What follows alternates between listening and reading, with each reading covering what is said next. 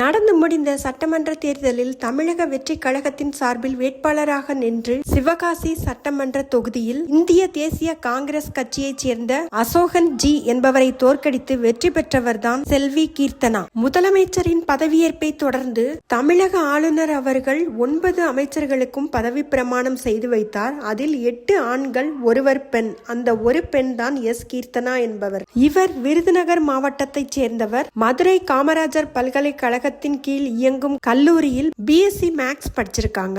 மேலும் புதுச்சேரி மத்திய பல்கலைக்கழகத்தில் புள்ளியியல் துறையில் முதுகலை பட்டமும் வாங்கியிருக்காங்க. மிகவும் எளிமையான நடுத்தர குடும்பத்தை சார்ந்த இவரது ஆண்டு வருமானம் 2025-26 நிலவரப்படி 6.3 லட்சம் ஆகும். இவங்க அரசியல்ல தீவிரமா நுழைறதுக்கு முன்னாடி சில தனியார் நிறுவனங்கள்ல அரசியல் ஆலோசகராகவும் டிஜிட்டல் பரப்புரை வியூகம் வகுப்பவராகவும் வேலை செஞ்சுக்கிட்டு இருந்தாங்களாம். குறிப்பாக தெலுங்கு தேசம் கட்சி, திரிணாமுல் காங்கிரஸ், திமுக ஆகிய கட்சிகளின் தேர்தல் பரப்புரையில் பணியாற்றியுள்ளார். இவங்க தமிழ், தெலுங்கு, ஹிந்தின்னு 5 மொழிகளை சரளமா பேசக்கூடியவங்க. சமீபத்துல தேசிய ஊடகத்தில் பேட்டி அளிக்கும் போது ஹிந்தியில் பேசி அனைவரையும் ஆச்சரியப்படுத்திய இவர் மற்ற மாநில மக்களுக்கு அவர்களது மொழியில் பேசும்போது அவர்களுக்கு உத்வேகம் அளிக்கும் வகையில் இருப்பதால் அந்த மொழியில் பேசுவதாக குறிப்பிட்டிருந்தார். சிவகாசி தொகுதியை பொறுத்தவரை அது அதிமுக முன்னாள் அமைச்சர் ராஜேந்திர பாலாஜி அவர்கள் போட்டியிட்ட தொகுதி. அதனால எல்லாரோட கவனமும் அவர் மேலதான் இருந்தது.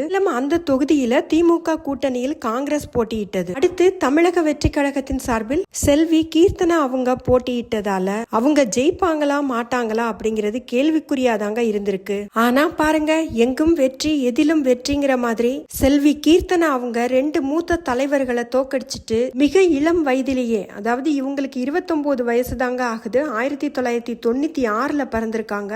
இன்று முதலமைச்சரின் அமைச்சரவையில் முதல் பெண் அமைச்சராக இவங்களுக்கு பதவி கிடைச்சிருக்குங்க. அதோடு சட்டப்பேரவையில் இளம் வயது உறுப்பினர் அப்படிங்கிற பெருமையும் இவங்களுக்கு கிடைச்சிருக்குங்க. சிவகாசி தொகுதியின் அரசியல் வரலாற்றில் முதலாக ஒரு பெண் அமைச்சராக பதவி ஏற்கும் செல்வி கீர்த்தனா அவர்களை நாமும் வாழ்த்துவோமா?